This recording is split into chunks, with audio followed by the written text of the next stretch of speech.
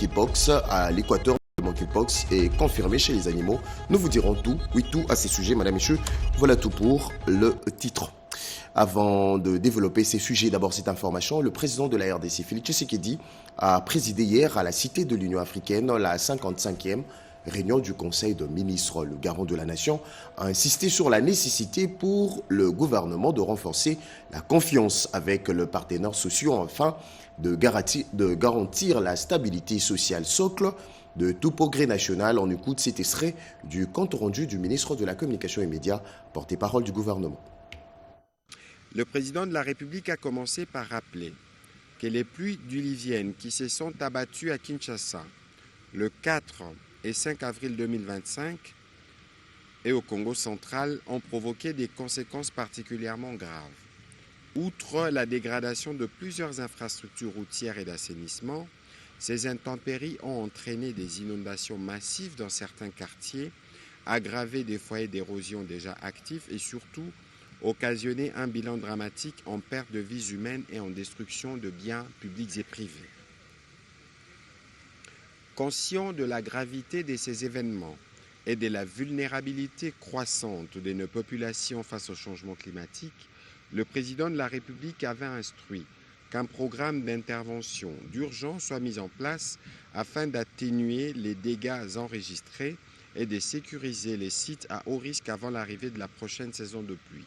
Ces programmes devraient intégrer à la fois la réhabilitation de voiries critiques, les travaux de curage, la stabilisation des zones d'érosion ainsi que de mesures préventives à plus long terme.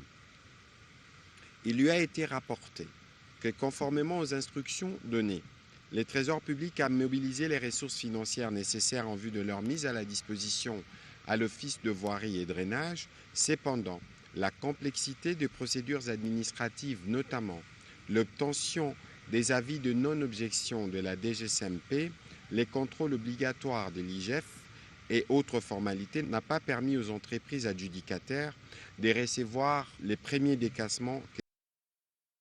En conséquence, plusieurs accusent un appréciable. Il a cité l'acquisition de fonctions indispensables pour le drage de ses affluents ou encore l'implantation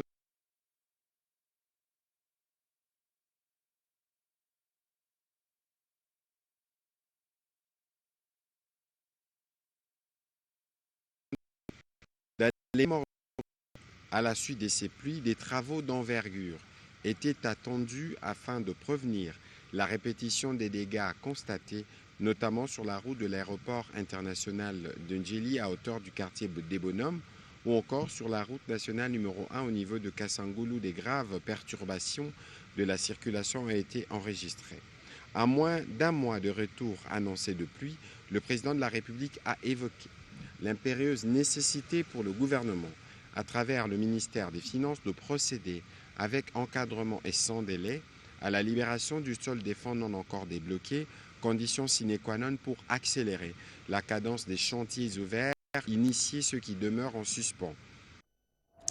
Je le disais à l'ouverture de cette édition, le Conseil de sécurité de l'ONU s'est réuni hier à la demande des États-Unis d'Amérique. Le membre du Conseil plaide pour plus de sanctions contre les auteurs de crimes commis en RDC. Un tableau sombre a été peint dans les zones sous occupation par la coalition M23 AFC parrainée par le Rwanda. Joseph Oscar Mbalkaïch.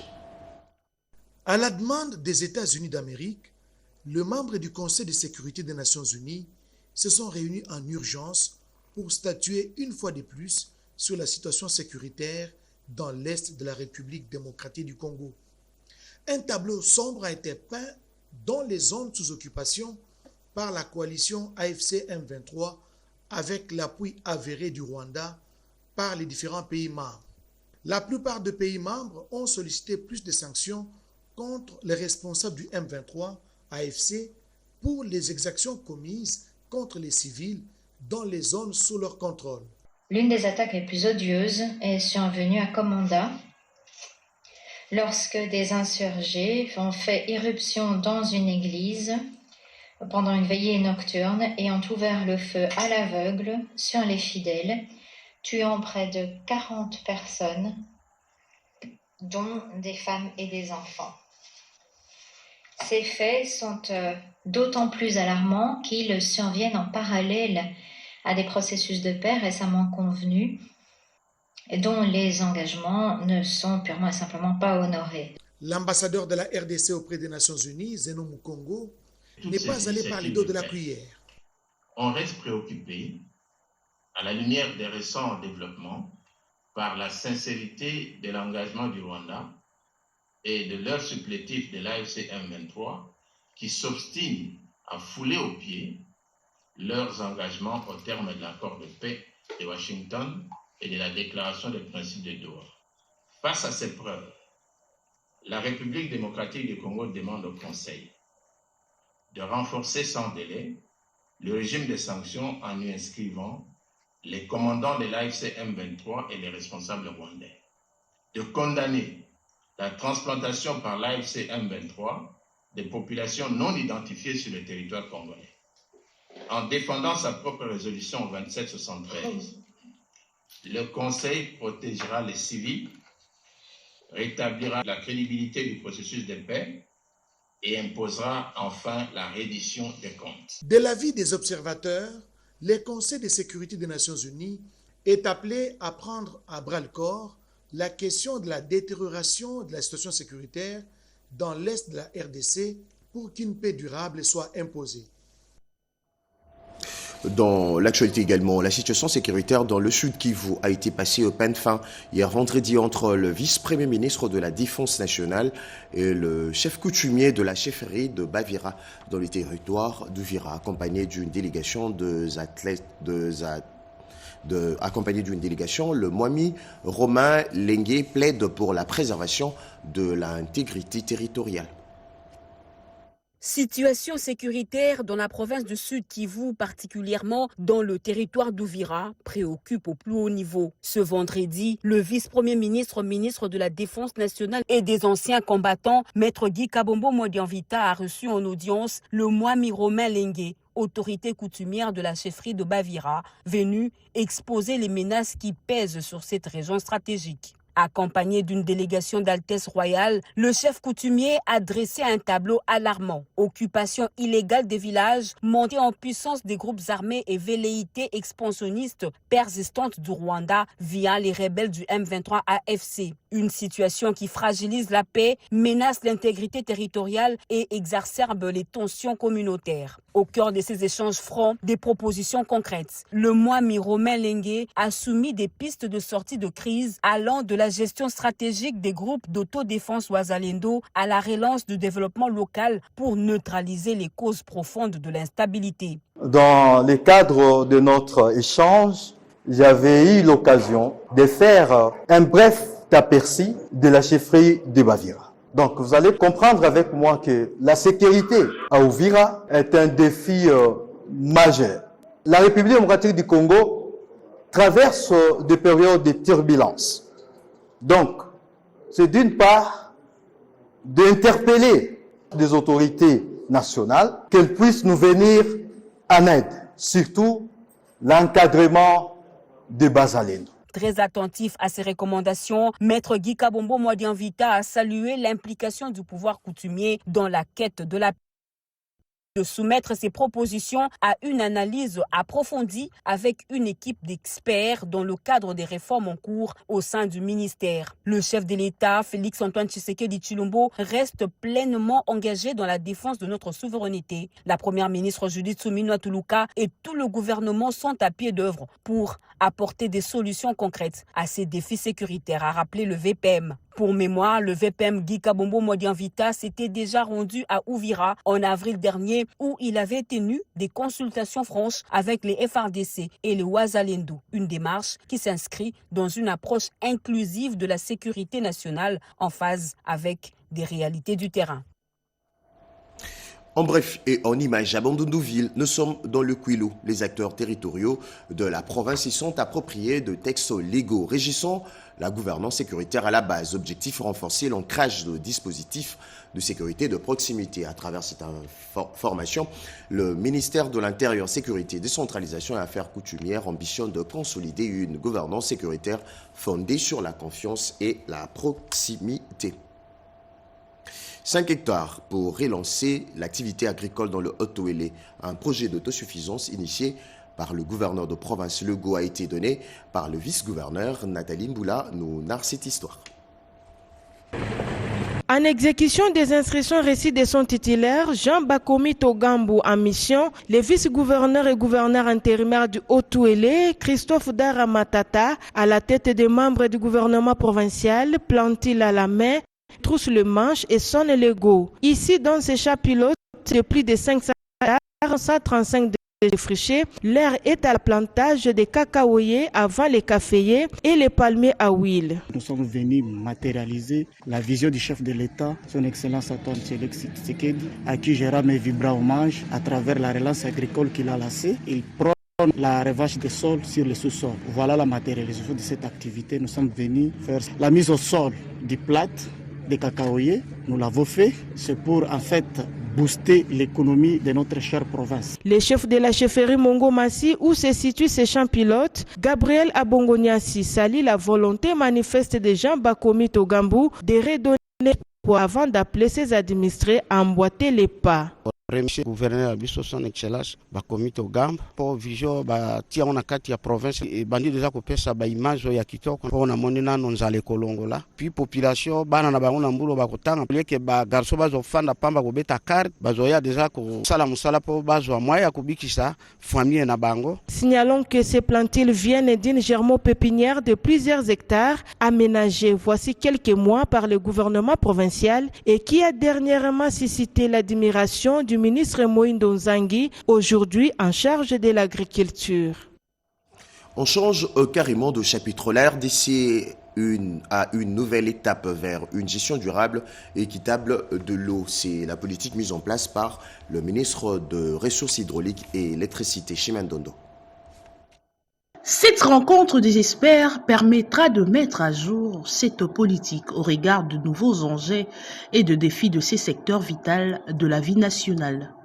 Devant le participant de l'atelier sur la politique nationale du service au public de l'eau, le ministère des Ressources hydrauliques a parlé d'une responsabilité historique et collective, celle de mettre en place un système de gestion de l'eau à même de garantir l'équité et la durabilité.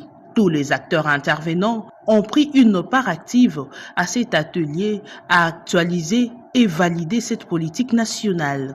Les ministres réformateurs dans l'âme, je veux dire les ministres Sakombi, procéderaient de la manière suivante, de dire que toutes les préoccupations doivent être prises en compte et répercutées à l'Assemblée ici en fin de période.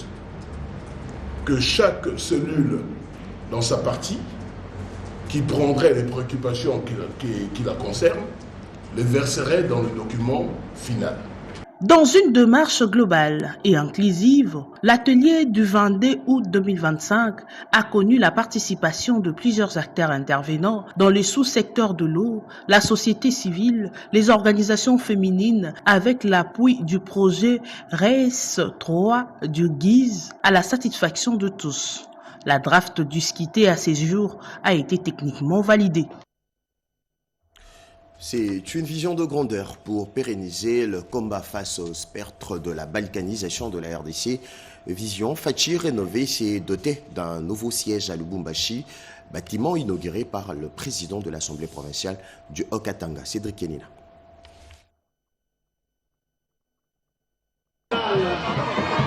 C'est une foule immense qui a pris d'assaut l'avenue Kiwele au quartier Bel Air à Lubumbashi. Objectif, participer à l'inauguration officielle du tout nouveau siège national du parti cher à l'honorable dignitaire d'État Kalimbouyi.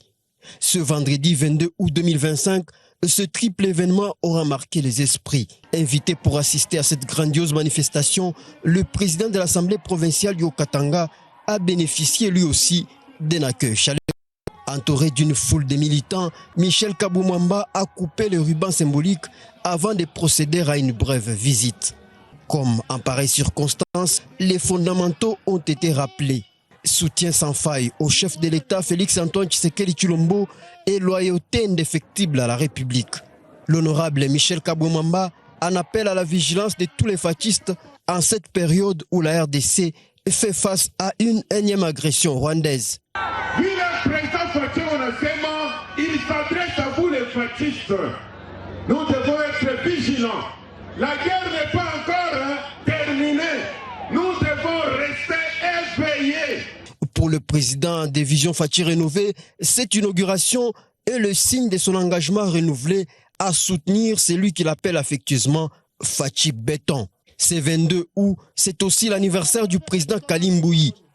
Pour l'honorer, les cadres et militants, en tête desquels se trouve le secrétaire général Emmanuel Kabeï, lui ont offert divers cadeaux, l'encourageant à poursuivre sur cet élan pour l'avancement de leur parti commun.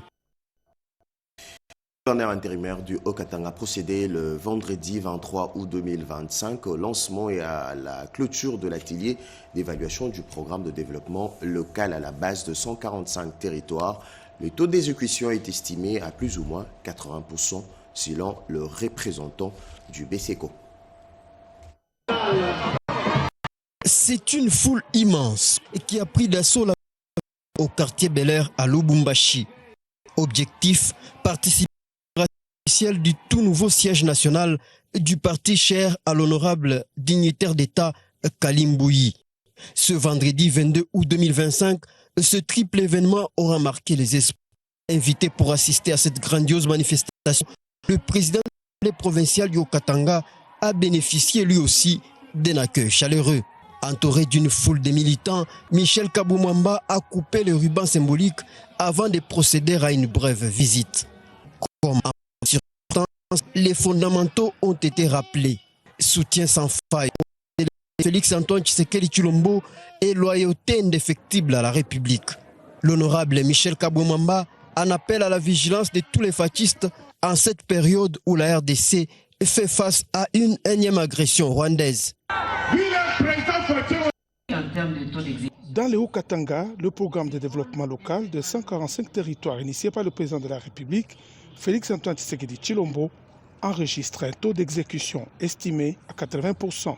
Ce chiffre a été révélé lors de l'atelier d'évaluation tenu dans la salle Bukavu du Pullman Grand Caravia Hotel de Lubumbashi ce vendredi 22 août 2025 en présence du gouverneur intérimaire Martin Kazembe Choula, du rapporteur de l'Assemblée provinciale, des députés et ministres provinciaux, de la société civile, du comité de suivi des 145 territoires et des animateurs des entités territoriales décentralisées. Ouvert par le gouverneur intérimaire Martin Kazembe Choula, cet atelier a eu pour objectif de dresser un état des lieux de la mise en œuvre du programme, d'identifier des tâches majeures, notamment l'insécurité, la dégradation des routes et de formuler des recommandations pour accélérer son exécution sur le terrain. Selon les représentants du Bureau central des coordinations BCECO, sous les 88 ouvrages prévus dans les 6 territoires du Haut-Katanga, dont les écoles et centres hospitaliers, 54 ont déjà été réceptionnés. Un bilan partiel jugé satisfaisant par l'autorité provinciale qui salue l'engagement du chef de l'État dans la lutte contre la pauvreté et les inégalités en milieu rural. Grâce à ces programmes, les populations rurales vont davantage bénéficier des nouvelles infrastructures de base. En cette occasion, je déclare clore les travaux d'évaluation du programme de développement local de 145 territoires. Je vous remercie. L'atelier s'est clôturé sur une série de recommandations en vue de renforcer la coordination, surmonter les obstacles logistiques et garantir la réussite de ce programme ambitieux, véritable levier de développement à la base. Prière de nous excuser pour ces problèmes techniques. Poursuivons cette édition. 5 écoles rénovées de but de travaux de forage d'eau dans 6 villages du secteur de l'entrée, Kessaï, Kabambaï, de Zèvres à inscrire dans l'actif du sénateur Joseph Ngalamouloumé dans le Kessaï.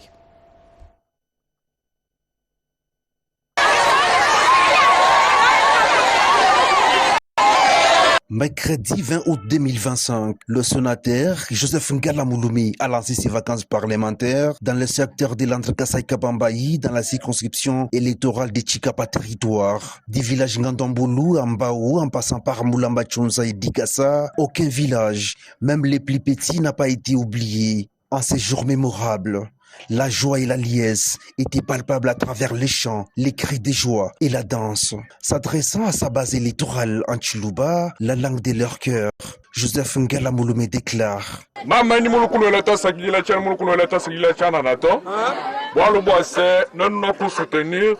Je vous remercie de m'avoir massivement élu, faisant de moi le député provincial le mieux élu du Kasaï. Et grâce à vous, j'ai été plus tard élu sénateur.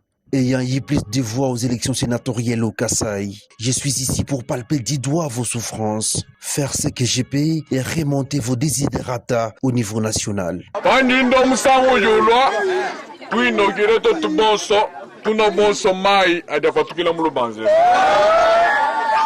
À mon père de famille, les sénateurs n'étaient pas venus me réduire. Des pagnes par centaines, des houes et des bêches ont été remis à chaque village. Touché près. Ngala Mouloumi a remis un lot important d'étoiles à 5 écoles et 3 églises. La modernisation de ces écoles est promise pour bientôt. Parlons santé à présent. Kenge, chef-lieu du Kwango, abrite la clôture de l'atelier sur l'analyse de données de la santé reproductrice néonatale, infantile et adolescente, couplée à un plaidoyer pour la mobilisation de recettes en faveur de la vaccination contre la poliomyélite. L'atelier consacré à l'analyse des données sur la santé reproductive, maternelle, néonatale, infantile et adolescente, couplé à un plaidoyer pour la mobilisation des recettes en faveur de la vaccination contre la poliomyélite, s'est clôturé ce jeudi 21 août 2025 à Kenge, chef-lieu de la province du Kwango. Organisé par le secrétariat général à la santé, avec l'appui du projet PARS SCCR, l'événement a réuni autour du gouverneur Willy Bitussila, des députés provinciaux, des membres du gouvernement provincial et plusieurs experts du secteur. Les travaux porté sur la lecture de la carte SCORE, un outil de suivi des performances permettant d'évaluer l'évolution des indicateurs sanitaires. Cette analyse a mis en lumière des besoins importants et surtout la nécessité d'une mobilisation accrue des ressources locales pour appuyer les interventions en santé, en nutrition et renforcer la vaccination contre la poliomyélite. Dr Jean-Bertin Ipumba Epondo, directeur de la Direction nationale de la santé de la femme et des groupes spécifiques, a salué l'engagement des autorités provinciales d'allouer 15% du budget provincial à la santé et signalé que cette décision permettra d'améliorer les indicateurs. Un engagement salué par les professionnels de la santé présents et qui traduit une volonté politique claire, placer le bien-être de la population au cœur des priorités du Kwango. Madame, Monsieur, restez vigilants. Aussi respecter les mesures sanitaires pour éviter la propagation de monkeypox. Message du gouverneur de l'Équateur aux Congolais de ces coins de la RDC. À l'Équateur, le monkeypox est confirmé chez les animaux. Chers compatriotes, comme vous le savez, notre pays a connu plusieurs flambées de maladies redoutables comme Ebola, la rage pour ne citer que cela. Actuellement, la maladie de monkeypox venait d'être déclarée urgence de santé publique de portée internationale à partir de notre pays. Cette maladie qui est bel et bien présente dans notre province est transmise à l'homme par le canal des animaux. En effet, des échantillons que nos services de surveillance des maladies animales des ministères de pêche et élevage, c'est-à-dire coordination provinciale des services nationaux épidémiaux, surveillance en sigle, CNET, ainsi que de l'environnement particulièrement, le bureau conservation de la nature ont envoyé au laboratoire vétérinaire central de Kinshasa, ont permis d'identifier des cas positifs, une chienne et un écureuil. C'est ainsi, j'instruis mes services à renforcer la surveillance de ces animaux ainsi que tant d'autres. À cet effet, nous demandons aux institutions nationales et internationales présentes dans notre province et au niveau central de bien vouloir assister ces services pour l'effectivité de leurs actions. Au Nord Kivu, il y a eu vulgarisation du nouveau cahier de charges de la société Alpha Mine BC Mining SA. Le pourquoi dans ces reportages.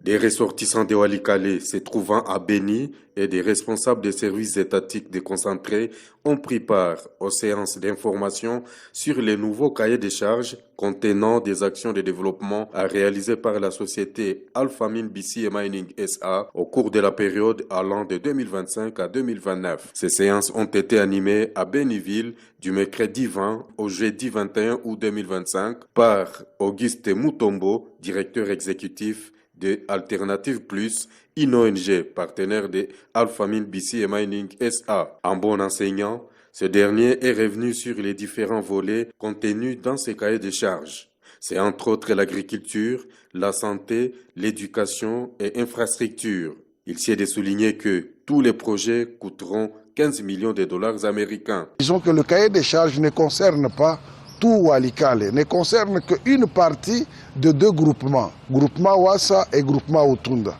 Et le cahier de charges n'est pas qu'on distribue de l'argent aux gens. Ils auront des infrastructures que l'on va mettre à leur disposition, qui seront construites, et il y aura des opportunités d'affaires qui seront mises à leur disposition pour le développement de l'entité. Les leaders d'opinion ont exprimé leur satisfaction avant de promettre leur accompagnement à Alpha Mine BC et Mining SA. C'est comme le disent ici Akilima Libamwisho Prosper et Walter Moulumba. On va accompagner l'Alpha Mine parce que les partenaires, pour nous, Alpha Mine et la société, c'est une grande opportunité pour Walikale. Nous avons de bonnes informations. Je pense celui qui a été là, il a été édifié. Et nous allons aussi continuer à pouvoir édifier d'autres personnes qui ne sont pas venues. Posons-nous à présent cette question. Comment mener une revendication syndicale? Résoudre de conflits et maîtriser les techniques de négociation? La même question a été posée lors d'une rencontre à Kinshasa réunissant le délégué permanent syndical de l'Institut supérieur de technique médicale connu, ISTEM, Rodépanda. Les délégués et permanents syndicaux de l'Institut supérieur de technique médicale ISTEM Kinshasa ont été outillés le mercredi 20 août 2025 sur la revendication syndicale, la résolution des conflits et en technique de négociation selon le directeur général de l'ISTEM Kinshasa, la professeure Joséphine Ntumbakan Kolongo. Cet atelier de renforcement des capacités s'inscrit dans le cadre de la promotion du capital humain. Nous avions commencé avec la cellule interne de passation des marchés. Et voilà qu'aujourd'hui,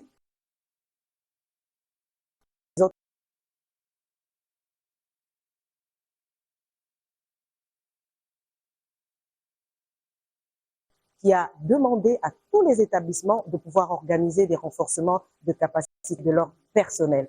Les participants à cette session essentiellement consacrée aux délégués et permanents syndicaux de tous les syndicats représentatifs au sein de cet alma mater se sont dit satisfaits des échanges et différents modules de formation bénéficiés en rapport avec la profession du syndicalisme. La formation s'est bien passée et c'est l'heure maintenant d'être en collaboration avec les autorités et de travailler aussi pour la défense des intérêts des travailleurs comme il se doit. Plusieurs modules à la fois.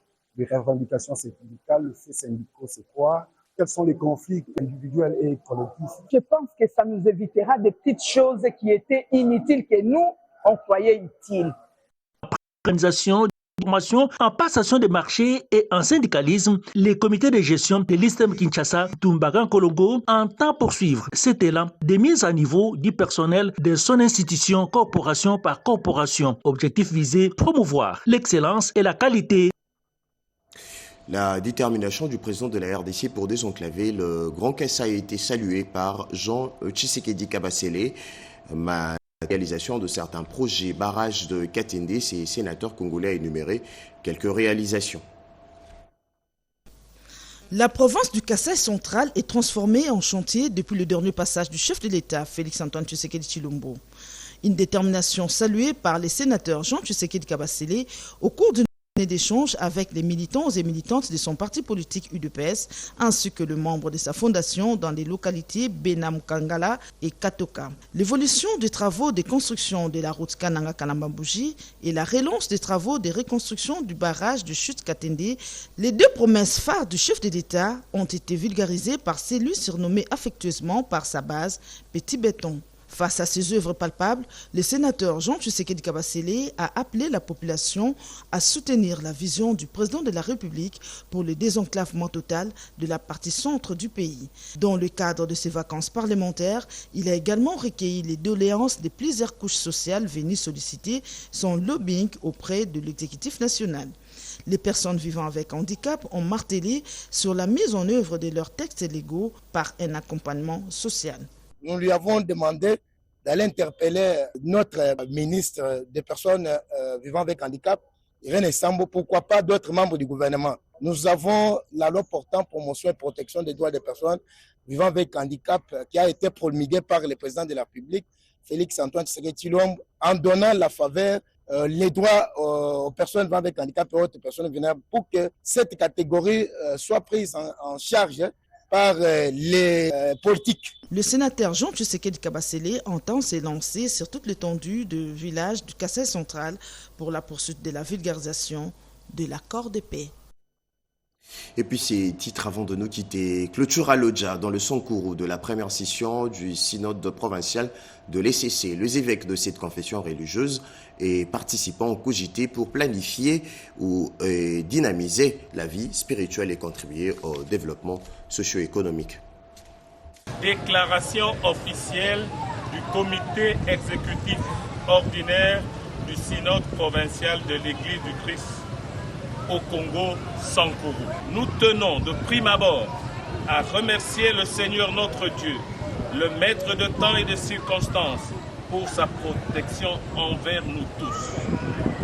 Nous remercions en second lieu le président de la République pour la paix sans laquelle nous ne serions pas réunis en ce lieu. Notre sentiment de gratitude à la haute hiérarchie de l'ECC national, représenté par le révérend André Gédéon Bukundoa Bolikabe, président national, pour son sens élevé d'écoute et qui a accepté de rendre autonome et officiel le synode provincial de l'ECC Sankourou. Que l'exécutif provincial s'active pour le réaménagement des routes de dessertes agricoles sur l'ensemble des 6 territoires composant la province du Sankourou. 4.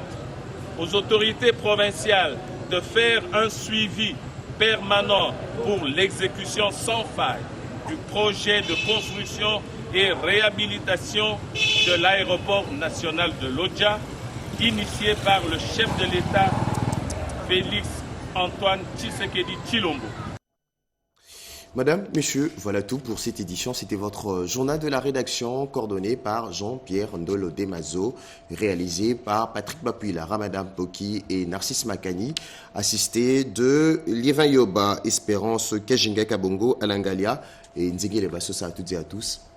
Bon week-end.